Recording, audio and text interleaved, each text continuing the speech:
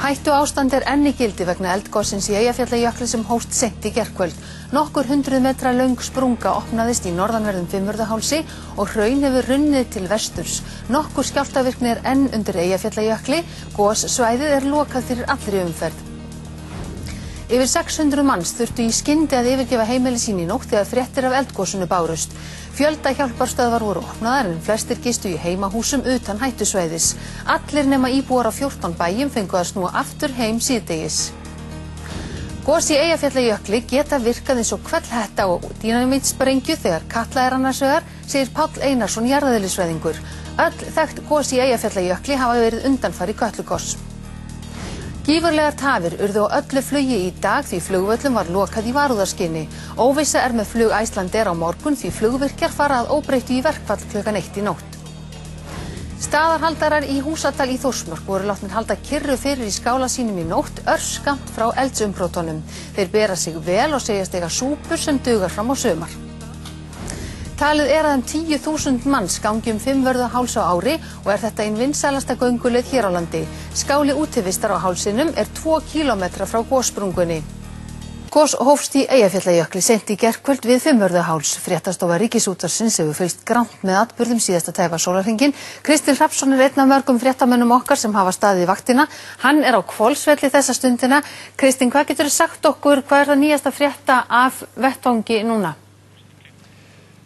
Já, þetta búið að vera æsilegu tími allt frá því að gosið hófst fyrir það bil 19 klukkustundum eða laust fyrir miðnætti í gærkvöld. Það var strax að fara að stað með almannavarnaáætlun og fleiri hundruð manns var gert að yfirgefa heimili sín í skyndingu. Það gekk fljótt og vel fyrir sig að mestu leyti. Þetta voru gríðarlega óþægindi fyrir fólki að sjálfsögðu og gladdi margar nú síðdegis í dag þegar tekin var ákvörðun það að leyfa flestum að snúa til síns heima. Við skulum koma að því seinna í fréttatímanum hvernig það snýr. En þetta gos einstakt. Það búið að vera búast við því lengi að það myndi gjósa í Eyjafjallajökli. Það búið að vera órói undir jöklunum með töluvert nokkuð skeið. En enginn átti von á því að það myndi gjósa við jaðar jökulsins austamegin á einni vinsælustu gönguleið Íslands yfir Fimmvörðuháls sem að 20.000 Íslendinga hafa farið yfir. En það gerðist og það gerðist án mikils fyrirvara og raunar voru það heimamenn sem að sá fyrst til gossins en ekki vísindamenn sem að hafa þó verið að fylgjast með þessum töluvert skeið. En við skulum byrja því áður lengra haldið að líta yfir atburði þessa tæpa sólarhrings sem að liðin frá því að gosið hófst. Gosið í Eyjafjallajökli hófst rétt fyrir miðnættið. Nokkur 100 metra löng gossprunga opnaðist í norðanverðum Fimmvörðuhálsi á jökullausu svæði á milli Eyjafjallajökuls og Mýrdalsjökuls. Vegna þess hvar gosið kom upp ekki sama flóðahætta og ef gosið hefði undir jökli. Sprungan liggur frá suðvestri til norðausturs en ekki lokuð fyrir það skotið að hún gæti lengst og jafnvel náð inn undir jökulinn. Upp úr henni stóðu 10 til 15 kvikustrókar og hraun fór fljótlega að renna stuttaleið til austurs en megin hraunstraumurinn rennur til vesturs. Gosmökkinn lagði frá upphafi beint til vesturs en náði ekki meira en 1 kílómetra í loft upp. Þótt öskufallið hafi ekki verið mikið var þess vart víða í nótt og í morgun. Fyrstu myndirnar af gosinu sáust í vefmyndavél Ríkisútvarpsins á Búrfelli. Gosið sást líka greinilega á gervihnattamyndum og þessi mynd var tekin klukkan 2 í nótt og svarti bletturinn á myndinni gosstrókurinn. Rýmingaáætlun almannavarna var strax virkjuð í nótt og fólk flutt frá hættusvæðum. Fréttastofa sagði frá gosinu klukkan 1 í útvarpi áfram alla nóttina og í sérstökum sjónvarpsfréttatíma klukkan 8 í morgun og síðan áfram í allan dag. Jarðhræringar hafa verið við Eyjafjallajökul vikum og mánuðum saman. Vísindamenn hafa beðið átekta og fylgst með en samt kom gosið þeim að nokkru leyti í opna skjöldu. Snemma í nótt fóru þeir með flugvél Landhelgisgæslunnar til að kanna aðstæður. Þetta var 4 tíma flugferð í erfiðu veðri. Það fólk í öskju og það fólk hérna núna, við erum bara í flug og Magnús er búin að fljúga yfir núna með þyrlu.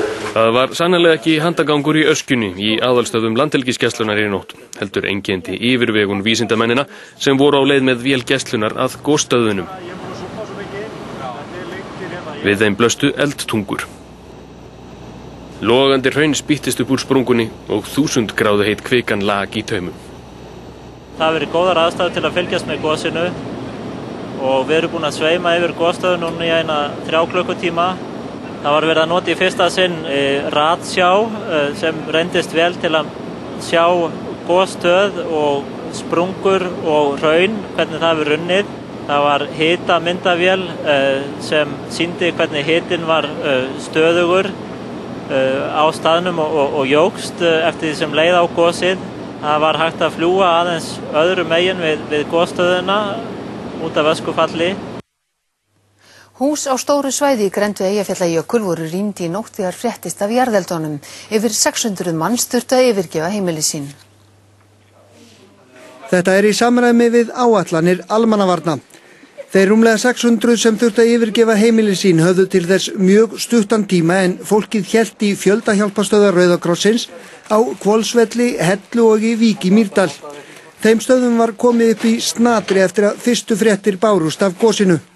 Þá skundum við hérna niður úr, opnuðum skráningarstöð og erum búin að vera að skrá síðan og núna verið að koma fólki bara í söfn. Fólkið skráði sig í miðstöðunum en flestir fengu gistingu í heimahúsum utan hættusvæðisins. 130 manns gistu þó í miðstöðunum eða í heimalandi undir Eyjafjöllum. Ég sá þetta nú fyrst bara í einhverjum Facebook status hjá einhverju stelpu hérna á svæðinu og það mátti alveg búast við þessu. Bara klæddi föt, fer út í bíl og svo vaknaði í bílnum og ég vissi ekkert hvað var að gerast. Ég held að það myndi flæða og ég held kannski að dýri myndi deyja eða eitthvað. Ég var svolítið hrædd það. Já, við fengum nú fyrst símhringingu úr Reykjavík. Þar var einhver með síma á sér sem að fekk boð. Og svo örstuðið seinna þá hringdu allir símar heima. En manni brá ekkert, sko. Þetta náttúrulega búið að vera í umræðinu náttúrulega undanfarið, sko. Þegar almannavarnar yfirvöld gátu átta sig á hvar gosið var og hvar hættan væri mest var umfang aðgerðanna minnkað til muna. En þó gossvæðið skilgreint sem hættusvæði og lokað með öllu. Á fundi almannavarnanefndar síðdegis var ákveðið að aflétta lokun þjóðvegarins hér Rangárvallasýslur en umferð inn á gossvæðið sjálft þó áfram með öllu og heimil. Þá var flestum þeim sem þurftu að yfirgefa húsin í nótt leyft að snúa aftur heim á leið en rýmingar þó áfram í gildi á nokkurum bæjum undir Eyjafjöllum í Fljótshlíð og austur Landeyjum. Við munum persónulega fara og tala við þetta fólk og gera því grein fyrir af hverju við erum að sjá þetta rýmingu á þessu svæði. Það hættan á að það geti komið ennþá hlaup í suðurhlíðar jökulsins ef að gossprunga fer aðeins neðar. En hvað gert ef að menn virða ekki tilmæli rýmingar? Lögreglan mun fara og tala við alla þessa aðila og ég hef enga trú að þær verið virtar að fullu. Það voru 1500 manns sem þurftu að yfirgefa heimili sín í nótt. Hversu margir verða það núna sem þurfa að vera fjarvinandi næstu nótt? Það eru örfáir þegar rýminguna mestu leyti aflétt. Þannig að hættan hefur minnkað en hættu ástandi þó ekki aflýst? Nei, við störfum ennþá á neyðarstigi og fylgjumst bara með hvað erum að vera og ef eitthvað færi að færast þarna í aukan eða eitthvað þá getum við bara hleypt aftur á staði rýmingu þannig að við byggjum fólk bara að vera á varðbergi. Síðan viljum við líka benda á varðandi búfénað að við fundum yfirdýralækni og matvælastofnun í morgun og þeir munu fylgjast með öskufalli og við byggjum fólk að fylgjast líka og láta okkur vita vegagerðina, veðurstofuna eða lögregluna þannig að við getum fengið upplýsingar öskufall og tilkynna það þannig að við fáum nánari upplýsingar en öskufall hefur verið afskaplega lítið. Síðan munum við vera hér verið full vakt hér í nótt og fylgst með og eins í samhæfingarstöðinni og síðan verður líka stöðuvakt hjá jarðlífsdeild veðurstofunnar. Og hér skal ítrekað að gossvæðið hættusvæði og því lokað allir umferð. Eigendum sumarhúsa þar aðalagt að dvelja ekki í húsum sínum í nótt. Nýjustu upplýsingar frá almannavörnum má finna á vef Ríkisútvarpsins ruvaf.is en þar eru meðal annars talin upp þau 14 bæjarnöfn þar sem rýming enn í gildi. Þar eru enn fremur upplýsingar takmarkanir á umferð. Fólk beðið að vera ekki á ferðinni á Suðurlandsvegi að nauðsynjalausum. Enn fremur eru þær upplýsingar umhirðu búfénaðar og vatnsveitur á svæðinu. En það voru ekki allir bændur tilbúnir að yfirgefa bæi sína orðalaust. 4 bræður sem búa á Glæsistöðum í Vesturlandeyjum voru tregið til þegar björgunarsveitarmenn fóru þess á leitið á, en létu til leiðast þegar lögreglumenn skárust í leikinn. Viltu lýsa fyrir mér atburðarásinni hérna í nótt? Það var óskum minnlislegt að við bara komum. Það var símir hringdi, svo komu björgunarsveitarmenn og ég sagðist ekkert var að ég Hér var engin hætta. Hér væri engin Hætta. Já, og hvernig brugðust Og þeir þeir brugðust ekki illa við því, bara segja lögreglunni og svo kom fjölmargir lögreglumenn. Og tók ykkur bræðurna með sér upp á Hvolsvöll? Já, þeir tók okkur ekkert, við komum bara með þau. Já, en hvers vegna vildu þau ekki fara? Já, því bara okkur það sá þarf. Já, þið hafið viljað vera hérna hjá skepnunum? Ekki hjá skepnunum, við vorum bara sofandi í rúmanum. En fannst ykkur ekki óskynsamlegt að fylgja ekki þessum tilmælum eða hefði nú farið illa í nótt? Okkur reiknaðum ekkert með því að færi illa. Guðmundur og bræður hans 3 fengu að snúa aftur á Glæsistaði í morgunsárið og reikna ekki með að verða ónáðaðir í nótt. Og eru þið búin að vera að fylgjast með þessu? Nei. Ég hef komið út, þá lítum við á þetta og það. En ertu ekkert smeykur við að það muni koma flóð? Nei, það ég ekki. Hvers vegna ekki? Af því að það hefur aldrei gerst. Já, þessir öldungar voru ekki aldeilis sáttu við það að yfirgefa heimili sín, flestir brugðust þó vel við.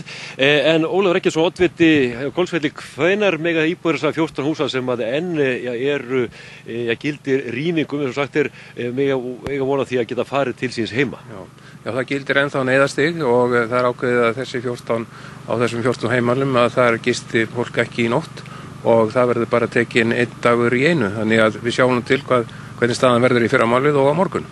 En ef það verður áfram skjálftavirkni þó lítil sé, verður þá ekki áfram hætta ástand með það litla fyrirvara sem varð í gærkvöld? Já, ég skal ekki segja það, en þetta er ótrúlega lítill fyrirvari og minni fyrirvari en vísindamenn vildu halda að yrði og við fáum boðum það að sé hafið gos hálftíma eftir að byrjar og síðan er þetta óvissustig náttúrulega út frá því að ef að gosið breytist núna á næstu klukktíma eða dögum þá er fyrirvarin lítill og þess vegna er ekki óætt að láta fólk gista á viðkomandi bæjum sem að þegar hefur verið ákveðið. En setur ekki ugg að þér að þetta skuli gera svona að það skuli vera lítið skjálftavirkni og eiginlega engin viðvörun? Svona í ljósið þess að menn eiga alltaf vona á gosi í til að myndi Kötlu? Jú, vissulega gera það og þetta hefur sem sagt farið saman að gosi í Kötlu og Eyjafjallajökli hefur verið held ég 3-4 sinnum á sama tíma og þá er þetta náttúrulega spurning hvað gerist á næstu dögum og við erum náttúrulega, það setur að mann vissan ugg því að þetta sem að er að gerast núna í nótt og í dag, þetta er mjög lítið gos á mælikvarða sem sagt Kötlugosa.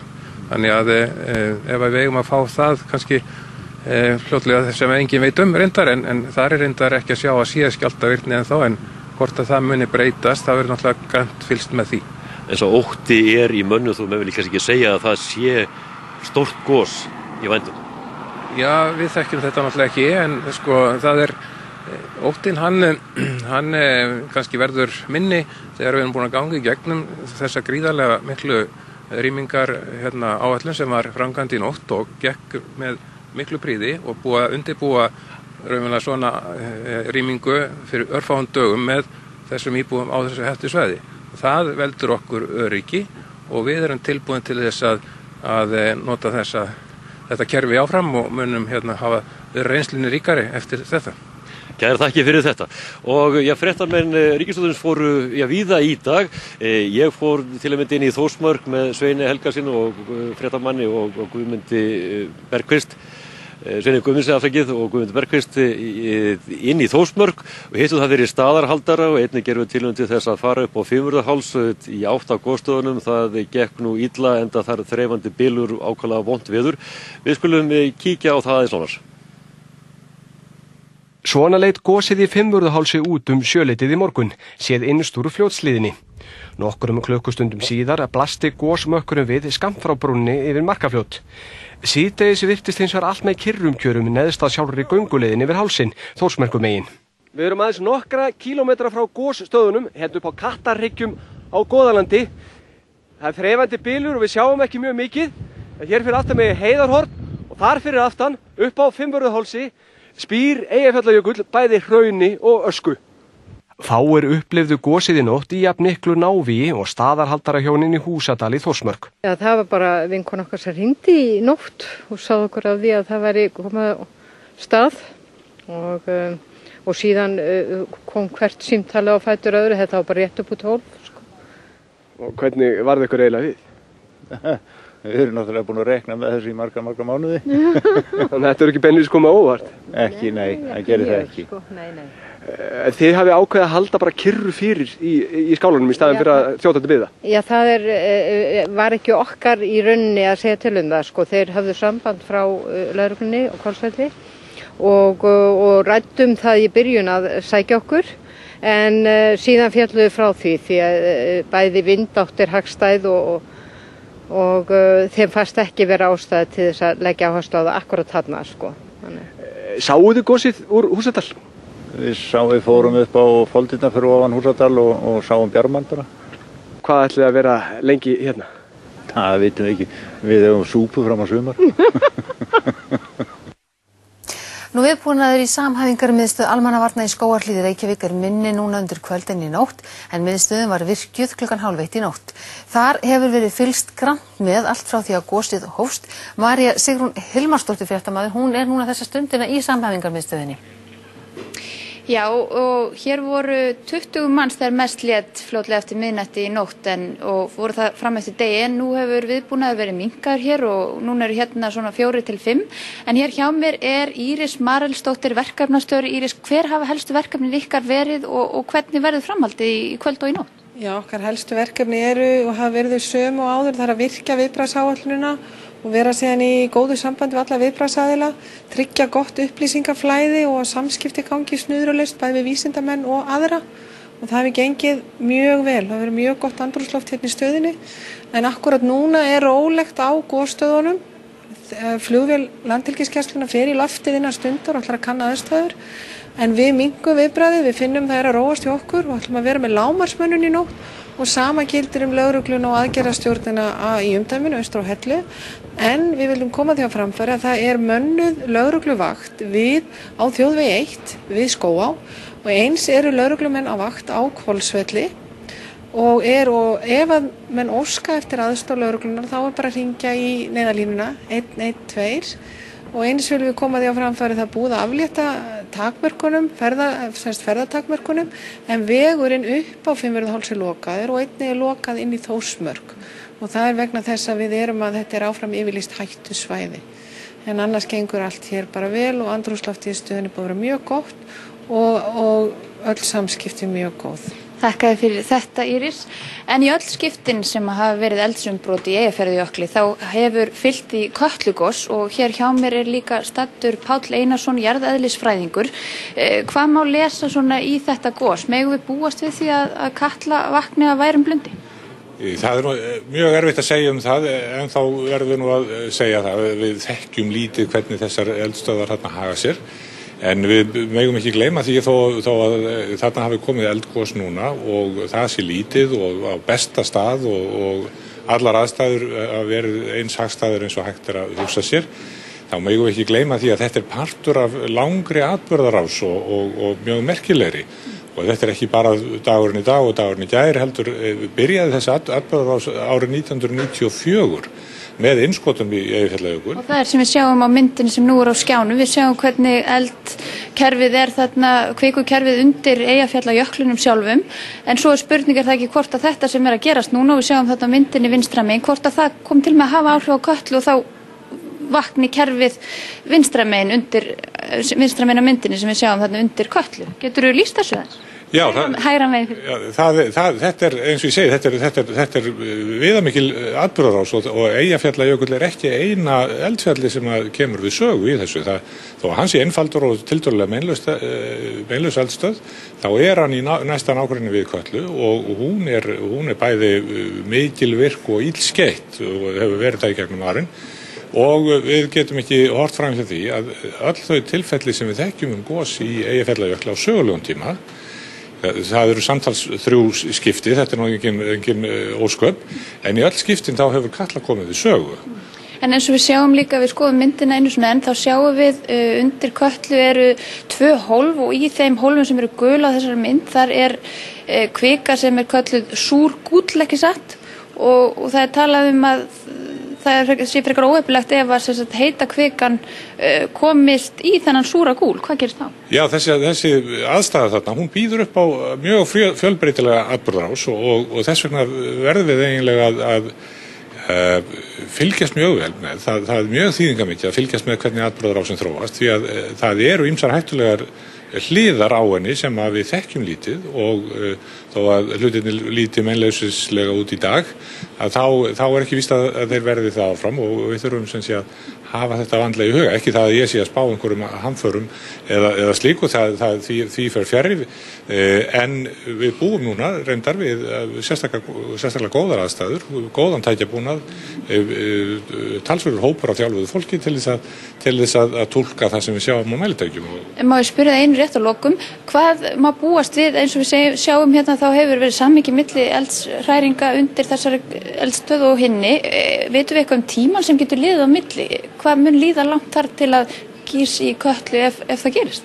Já, síðast þegar þetta var 1821 þá liðu þarna nokkrir mánuðir frá því að Eyjafjallajökull hætti að gjósa þangað til Katla tók við og annað tilfelli frá 1999, þá voru þetta mánuðir. Þannig að við erum að tala tímaskala sem eru vikur og mánuðir og jafnvel ár í þessar atburðarás.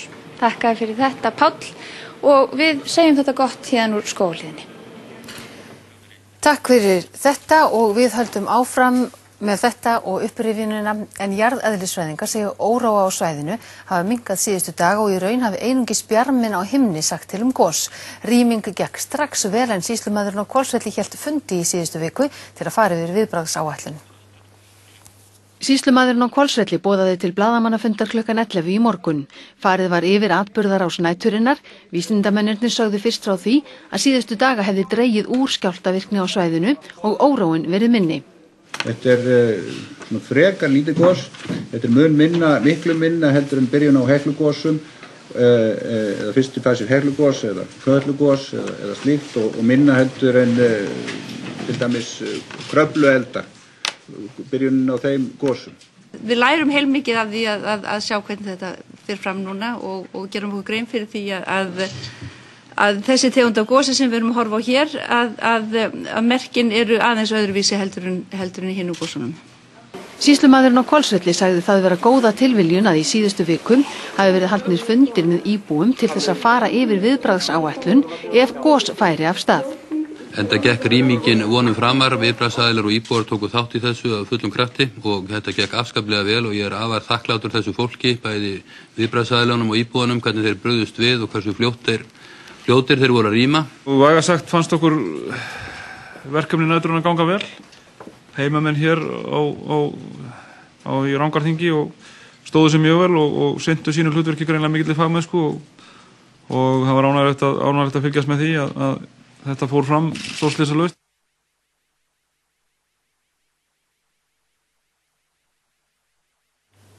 Já, flugvellir landsins voru lokaðir í nótt og í morgun. Miklar tafir urðu á flugi. Ekkert hefur verið flogið innanlands í dag og í kvöld verður flogið til og frá Akureyri. Ætla má samtals hafi tafirnar haft áhrif á 5.000 manns. Evrópuflug hófst rétt fyrir hádegi en ekki snemma í morgun. Þess vegna eru vélar frá Evrópu ekki væntanlegar hingað fyrr en seint í nótt. Mestar tafir urðu á Bandaríkjaflugi sem kom átti hingað til lands í morgun. Vélar frá Seattle og Orlando voru lagðar af stað hingað til lands en voru látnar lenda í Boston. Vélarnar eru væntanlegar í kvöld. 22 bændur frá 11 bæjum í Landeyjum voru ekki heima í gærkvöld þegar gosið í Eyjafjallajökli hófst því þeir voru í skemmtiferð í Eyjafirðinum og á Akureyri. Hópurinn dreif sig heim í nótt til að geta sinnt skepnum sínum. Ferðin var farin á vegum Nautgriparæktarfélags Austur-Landeyja en með í för var meðal annars bóndinn á Voðumalastöðum sem var mættur í gegningar snemma í morgun. Og hún var svolítið styttri nótt að verða því að við rukum heim í nótt. Þannig að þetta var endastlegt ferð? Já, hún styttist aðeins en það voru allir sammála því að pakka niður og komast heim. Af hverju var ákveðið að fara heim? Fólk með afleysingar, börnin að leysa kannski af og vilja vera bara hjá fjölskyldunni þegar svona gengur á. En eru bændur óttaslegnir vegna eldgossins? Það svona uggur í okkur, já, bæði með ef það kemur hérna aska yfir að sinna skepnunum saman til vatn og annað. En hérna saman til flóðahættuna þá virðist hún nú vera hverfandi. Hvernig með ástandi á skepnum almennt? Það bara mjög gott. Það skipuleggja aðra ferð í Eyjafjörðinn? Við verðum að klára ferðina. Kannski að ári. Öskufall varð í Fljótshlíð í nótt líkt og fín snjókoma, sagði bóndinn á innsta bænum í hlíðinni. Yfir dýralæknir óttast að gosefni úr gosinu innihaldi flúor sem geti verið hættulegur búpeningi. Hann ráðleggur bændum að taka dýr í hús ef það er hægt. Halldór Runólfsson, yfirdýralæknir, hvatti bændur strax í morgun til að fylgjast vel með fréttum á gosinu og vindátt. Sauðburður mun vera hafinn á að minnstakosti einum bæ. Halldór ráðlagði búfjáreigendum að taka sauðfé inn í hús og hafa það þar næstu daga. Sömuleiðis ef möguleiki væri að taka hross í hús. Ef það væri ekki hægt þá verði bændur að huga að því að koma öruggu drykkjarvatni til hestana, hafa nóg af heyi og gefa þeim oftar og minna svo ekki liggi hey úti. Þá sé gott að hafa saltsteina fyrir hrossin. Bændur í Fljótshlíðinni í Landeyjum og undir Eyjafjöllum fengu að snúa heim í morgun til að gefa skepnum. Anna Runólfsdóttir, bóndi á innsta bænum í Fljótshlíðinni, sagði í hátíðisfréttum útvarps að öskufallið sem hafi verið í Fljótshlíðinni í nótt hafi verið líkt og fín snjókoma. Bændur í Landeyjum og undir Eyjafjöllum urðu hins vegar minna varir við gosið. Vonsku veður var á Fimmvörðuhálsi í nótt þegar gosið hófst. Jarðvísindamenn sem ætluðu að kanna öskufall á svæðinu þurftu aðstoð björgunarsveitarmanna til að komast niður af hálsinum. Það var 5:30 í morgun að fréttamenn sem voru á ferð hálsinn óku fram á bíl sem satt fastur við vaðið við Skóá. Þar voru á ferð jarðvísindamenn sem voru á leið á gosstað. Hvað segirðu? Þetta eru jarðvísindamennirnir? Já. Þeir eru fastir. Það er mikill hvassviðri og skafrenningur hér á Fimmvörðuhálsinum og nánast ógerningur að komast að gosstöðunum með bíl. Hvert eru þið að fara og hvers vegna? Við erum að reyna að komast að eldstöðunum til þess að skoða þær og sjá hvað er að gerast. Og þið, hafið lent hérna í einhverjum hragningu? Já, það er svona vetrarveður. Það vill gjósa á leiðilegum tímum. Það er stundur svona. Ekki tókst að losa bílinn og var því ákveðið að sækja hjálp. 2 bílar frá björgunarsveitinni Víkverja frá Vík í Mýrdal voru fljótir að bregðast við kallinu. Björgunarsveitamenn freista þess nú að ná jarðvísindamönnunum hér upp úr skörinni sem þeir festu sig í nótt. Eftir 6 eða 7 tilraunir tókst að losa bílinn og fylgdi Víkverjamönnunum niður á hálsinum. Gönguleiðin Fimmvörðuháls er ein vinsalasta lengri gönguleiða hér á landi. Stöðugur straumur af fólki er þar öll sumur. Skáli útivistar á hálsinum er hólpin enn sem komið er. Fjölmargir þekkja gönguleiðin Fimmvörðuháls. 10.000 manns gangan á ári hverju en gangan frá Skógum í Þórsmörk tekur 10 klukkustundir. Gönguleiðin af hálsinum niður í Þórsmörk er hrikaleg og örnefnin eftir því. Brattafönn, heljarkambur og kattarhryggir. Gossprungan er það bil 1 kílómetra frá gönguleiðinni við Bröttufönn í suðvesturátt. Vast fjallafólk hjá ferðafélaginu Útivist reisti skálan á Fimmvörðuhálsi og var hann opnaður 1991. Hann er í raun endurbygging gamalskála sem Guðmundur frá Miðdal og fleiri fjallamenn reistu fyrir miðja síðustu öld. Skálinn stendur á Móbergshrygg og er í það bil 2 kílómetra fjarlægð frá gossprungunni. Hraunstraumurinn liggur ekki í átt að skálanum en óviss er þó með öskufall. Vindátt hefur verið hagstæð hingað til. Umsjónarmenn skálans Óli Þór Hilmarsson og Reynir Sigurðsson bíða þess að fá leyfi til að fara að skálanum og kanna hugsanlegt tjón. Gosið nú er það fyrsta á þessu svæði á sögulegum tíma. Gosið nú er hins vegar 5. gosið í Eyjafjallajökulseldstöðinni eftir að land byggðist. Fyrsta gosið sem eitthvað er vitað varð 500 eftir Krist. Þá gaus í Eyjafjallajökli árið 920. Það gos myndaði lítið öskulag sem barst til norðurs. Svo liðu tæp 700 ár því næstu eldsumbroti í þessu kerfi urðu árið 1612 eða 13. Þá dundu látlaust reiðar þrumur og hræðileg högg í 3 daga líkt og skotið væri úr einhverjum óskaplega stórum og mörgum fallstykkjum að því framkemur í lýsingum. Logaði allt fjallið og eldurinn stóð upp af tindinum eins og kyndill. Síðasta gos í Eyjafjallajökli hófst í árslok 1821. Það var þeytigos eða sprengigos úr toppi jökulsins og því fylgdi mikið gjóskufall og flúormengun. Þetta gos stóð í rúmt ár eða til ársins 1823. Því gosi fylgdu skjálftar og menn urðu varir við eldmökk. Þá hljóp jökullinn með miklum vatnselg. Í lýsingum sem finna má í bókinni Jöklar á Íslandi eftir Helga Björnsson segir að silungatjarnir hafi þá fyllst af jökulleir. Margar hæðir á Mýrdalssandi hafi flast út í hlaupunum og þægilegra hafi orðið að komast yfir en áður. Í einu hlaupana hafi sýslumaður Skaftfellinga farist við 3. mann. Nú hefur Eyjafjallajökull og kvikukerfið undir honum legið í dvala í 189 ár eða þar til miðnætti í gær. Gosið nú hraungos sem lætur minna yfir sér en sprengigosin sem hafa orðið á svæðinu á öldum áður. Erlendir miðlar hafa í dag fjallað töluvert eldgosið í Eyjafjallajökli. Málið fékk þó mismikla umfjöllun í erlendum fréttatímum. A state of emergency has been declared in southern Iceland after a powerful volcanic eruption. Danska sjónvarpið setti þó atkvæðagreiðslu umdeilt heilbrigðisfrumvarp Baracks Obama Bandaríkjaforseta á oddinn en fulltrúadeild Bandaríkjaþings greiðir atkvæði málið í kvöld. Fjallað var gosið á 2 mínútum í miðjum fréttatímanum. Vulkanen under gletsjeren Eyjafjallajökull vågnede til live kort efter midnat, og beboerne i området blev evakueret af frygt for at smeltevandet fra gletsjeren ville føre til oversvømmelser. Norska sjónvarpið setti málið hins vegar á oddinn. Ja, journalist i islandsk TV Bogi Augustsson, det fortsatt vulkanaktivitet i området? Ja, det fortsatt vulkanaktivitet, och man må huska sista gången vi hade utbrott i Eyjafjallajökull. Så var det i 2 år, från 1821 till 1823. Og rifjaði upp Vestmannaeyjargosið og fréttir Geirs Helgesens það. Vestmannaey i dag en forlatt by. Gatene belagt med tjukk lag med aske.